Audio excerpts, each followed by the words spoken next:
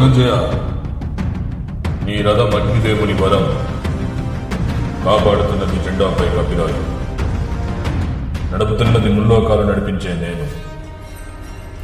అయినా 2 అడుగులు వెనక్కి తోశాడంటే ఆలోచించు అర్జున, తను సామాన్య యోధుడు కాదు. తన కళ్ళల్లో సూర్య తేజస్సు, తన చేతుల్లో ఓటమి ఎరుగని విజయ ధనస్సు.